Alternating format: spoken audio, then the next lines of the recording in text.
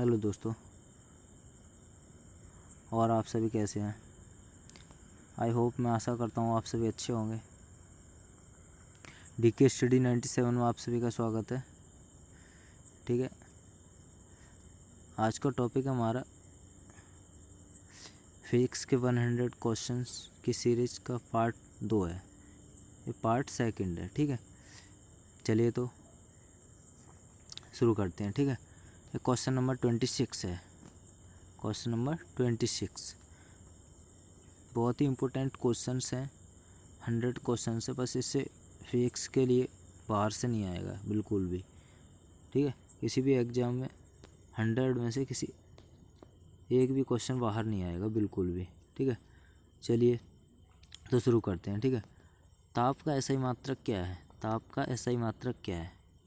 ठीक है, जल्दी से कमेंट बॉक्स में जवाब दीजिए। ठीक है, ताप का एसआई मात्रक क्या है? यानी केल्विन, सेल्सियस, सेंटीग्रेड, फ़ारेनहाइट। तो ताप का एसआई मात्रक क्या है? केल्विन। ठीक है, ताप का एसआई मात्रक केल्विन। अगला क्वेश्चन है 27। 1 किलो कैलोरी का मान होता है 1 किलो कैलोरी का मान होता है 2.4 जूल, 4.2 10⁻² जूल।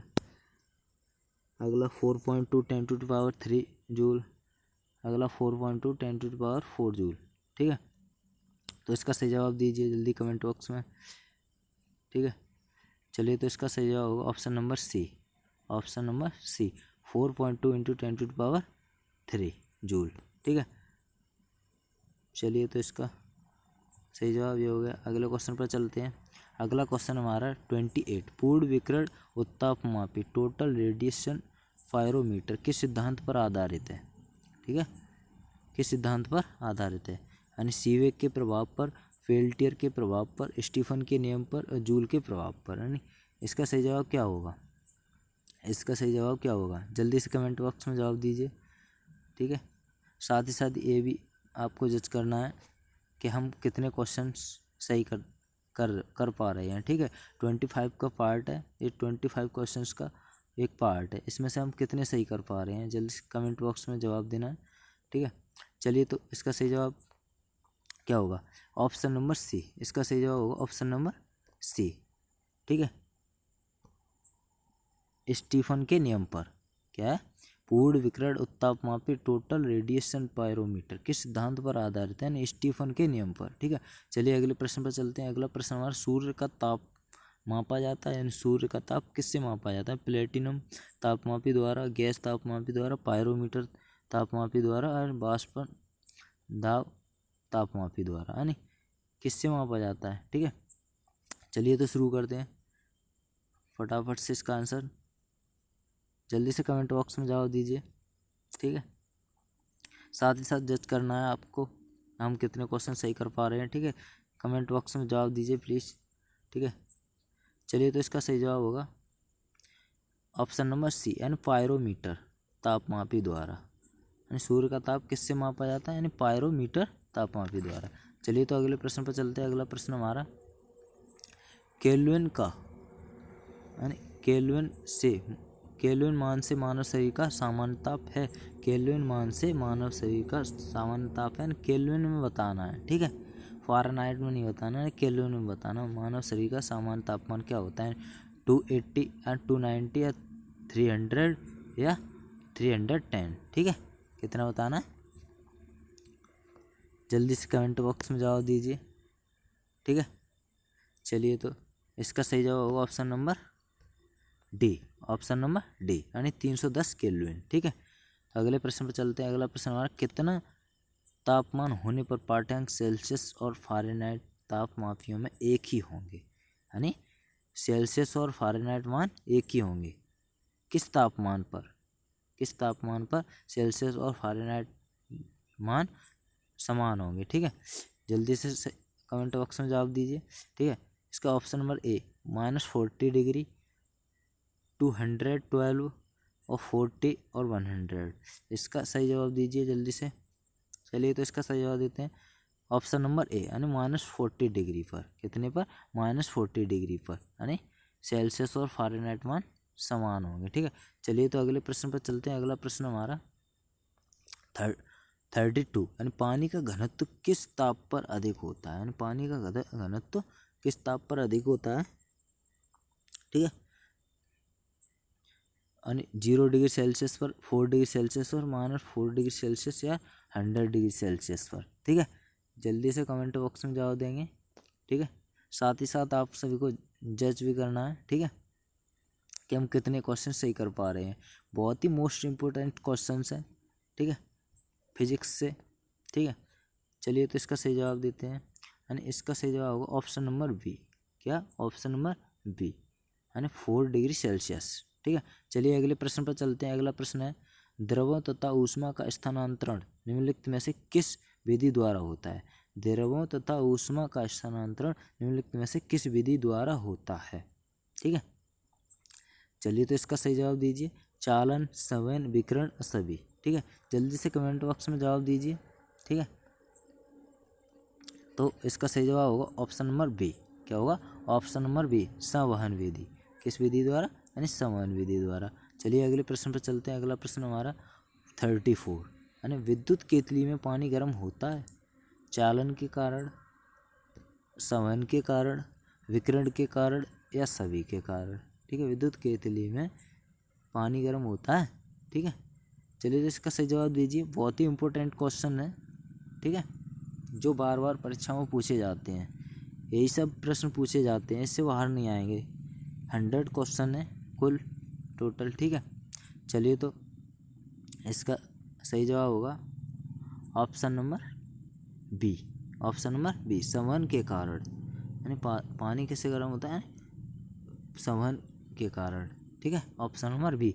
चलिए अगले प्रश्न पर चलते हैं। सूर्य की ऊष्मा पृथ्वी पर निम्नलिखित में से किस प्रकार के संचार माध्यम से आती है, यानी सूर्य की ऊष्मा पृथ्वी पर में से किस संचार माध्यम से आती है। ठीक है, चलिए तो इसका सही जवाब दीजिए, यानी संवहन, विकिरण, संयन या ताप विनिमय। ठीक है, चलिए तो इसका सही जवाब देंगे। जल्दी से कमेंट बॉक्स में जवाब दीजिए। ठीक है, तो इसका सही जवाब होगा ऑप्शन नंबर, इसका सही जवाब होगा ऑप्शन नंबर वी, यानी विकिरण। ठीक है, विकिरण। ठीक है, चलिए अगले प्रश्न पर चलते हैं। अगला प्रश्न हमारा 36, चांदी की ऊष्मीय चालकता तांबे की ऊष्मीय चालकता की अपेक्षा होती है, यानी क्या होती है, कम होती है, अधिक होती है, बराबर होती है, इनमें से कोई नहीं। ठीक है, बहुत ही इंपॉर्टेंट क्वेश्चन है। ठीक है, चलिए इनका सही जवाब दीजिए। साथ ही साथ आप सभी को जज भी करना है, कितने हम क्वेश्चन सही कर पा रहे हैं, कमेंट बॉक्स में लिखना है आपको। ठीक है, चलिए तो इसका सही जवाब होगा, क्या हो, इसका सही जवाब होगा ऑप्शन नंबर बी। क्या होगा इसका सही जवाब, ऑप्शन नंबर बी, यानी अधिक होती है। क्या होती है, अधिक होती है। ठीक है, चलिए तो अगले प्रश्न पर चलते हैं। कमरे में रखे रेफ्रिजरेटर का दरवाज़ा खोल दिया जाता है तो कमरे का तापमान क्या हो जाता है। ठीक है, कमरे में रखे रेफ्रिजरेटर का दरवाज़ा खोल दिया जाता है तो कमरे का ताप घट जाएगा, बढ़ जाएगा, 0 हो जाएगा या अपरिवर्तित रहेगा। क्या हो जाएगा, अपरिवर्तित रहेगा या बढ़ जाएगा। जल्दी से बताना है कमेंट बॉक्स में। ठीक है, चलिए तो इसका सही होगा ऑप्शन नंबर बी, यानी इसका भी ऑप्शन नंबर बी, यानी बढ़ जाएगा। क्या हो जाएगा, बढ़ जाएगा। चलिए अगले प्रश्न पर चलते हैं। अगला प्रश्न हमारा 38, यानी धूप से बचने के लिए छाते में रंग संयोजन निम्नलिखित में से कौन सा सबसे उचित है। क्या है, कौन सा सबसे उचित है, ऊपर काला नीचे सफ़ेद, नीचे काला ऊपर सफ़ेद, या ऊपर व नीचे दोनों काला, या ऊपर व नीचे दोनों सफ़ेद। तो इसमें सही जवाब दीजिए। ठीक है, जल्दी से कमेंट बॉक्स में जवाब दीजिए। साथ ही साथ आप सभी को जज करना है, हम 25 क्वेश्चन में थे, कितने सही कर पा रहे हैं। ठीक है, ठीक है, चलिए तो इसका सही जवाब होगा ऑप्शन नंबर बी, यानी नीचे काला ऊपर सफ़ेद। ठीक है, नीचे काला ऊपर सफ़ेद। क्या होगा, नीचे काला ऊपर सफ़ेद। ठीक है, चलिए तो अगले प्रश्न पर चलते हैं। अगला प्रश्न है, थर्मस फ्लास्क के आविष्कारक हैं। थर्मस फ्लास्क के आविष्कारक कौन है, थर्मस फ्लास्क के आविष्कारक कौन है। ठीक है, ऑप्शन नंबर ए, डेवोर, स्टीफन किर्चॉफ, न्यूटन। ठीक है, चलिए तो इसका सही जवाब होगा ऑप्शन नंबर ए, यानी डेवोर। कौन है थर्मस फ्लास्क के आविष्कार, डेवोर। ठीक है, चलिए अगले प्रश्न पर चलते हैं। अगला प्रश्न है हमारा 40 नंबर। मोटर गाड़ी रेडिएटर को ठंडा करने के लिए पानी का व्यवहार किया जाता है क्योंकि। मोटर गाड़ी रेडिएटर को ठंडा करने के लिए पानी का व्यवहार किया जाता है क्योंकि। क्यों किया जाता है? पानी की विशिष्ट ऊष्मा अधिक होती है, पानी का घनत्व कम होता है, पानी सस्ता होता है, पानी कम ताप पर मिलता है। ठीक है, पानी का कम ताप पर मिलता है यानी। तो इसका सही जवाब होगा ऑप्शन नंबर ए। इसका सही जवाब क्या होगा? ऑप्शन नंबर ए। पानी की विशिष्ट ऊष्मा, पानी की विशिष्ट ऊष्मा, ठीक है, पानी की विशिष्ट ऊष्मा अधिक होती है। क्या होती है? अधिक होती है। चलिए अगले प्रश्न पर चलते हैं। यानी शुद्ध पदार्थ में कोई अन्य पदार्थ मिला देने पर उसके गलनांक पर क्या प्रभाव पड़ता है? शुद्ध पदार्थ में अन्य पदार्थ मिला देने पर उसके गलनांक पर क्या प्रभाव पड़ता है? ठीक है, बढ़ जाता है, घट जाता है, अपरिवर्तित रहता है, पहले बढ़ता है और फिर घटता है। तो इसका सही जवाब क्या होगा? इसका सही जवाब क्या होगा? ठीक है, तो इसका सही जवाब होगा ऑप्शन नंबर बी, यानी घट जाता है। क्या हो जाता है? इसका गलनांक क्या होता है? घट जाता है। ठीक है, चलिए अगले प्रश्न पर चलते हैं। अगला प्रश्न हमारा और ऑप्शन यानी 42 क्वेश्चन। ठीक है, दाब बढ़ाने से किसी द्रव का क्वथनांक, दाब बढ़ाने से किसी द्रव का क्वथनांक क्या हो जाएगा? घटेगा, बढ़ेगा, अपरिवर्तित रहेगा यार, कभी कभी घटेगा, कभी बढ़ेगा। ठीक है, चलिए तो इसका सही जवाब क्या होगा दोस्तों? इसका सही जवाब होगा ऑप्शन नंबर, इसका सही जवाब क्या होगा? ऑप्शन नंबर, जल्दी से कमेंट बॉक्स में जवाब देना आप सभी को। ठीक है, तो इसका सही जवाब होगा ऑप्शन नंबर बी, यानी क्या होगा? बढ़ेगा। Option number B. ठीक है, चलिए अगले प्रश्न पर चलते हैं। अगला प्रश्न हमारा जल का क्वथनांक, जल का क्वथनांक है ना, बॉइलिंग पॉइंट, जल्दी से बताइए। ठीक है, सदैव 100 होता है, पात्र के पदार्थ पर निर्भर करता है, आपेक्षिक आर्द्रता पर निर्भर करता है, जल की खुली सतह के ऊपर दाब पर निर्भर करता है। ठीक है, तो इसका जल्दी से सही जवाब दीजिए। इसका सही जवाब होगा ऑप्शन नंबर, इसका सही जवाब होगा ऑप्शन नंबर डी। इसका सही जवाब होगा ऑप्शन नंबर डी, यानी जल की खुली सतह के ऊपर के दाब पर निर्भर करता है, जल की खुली सतह के ऊपर के दाब पर निर्भर करता है। चलिए तो अगले प्रश्न पर चलते हैं। अगला प्रश्न हमारा 44, यानी ठोस कपूर, ठोस कपूर से कपूर वाष्प बनाने की प्रक्रिया को कहते हैं, ठोस कपूर से कपूर वाष्प बनाने की प्रक्रिया को क्या कहते हैं?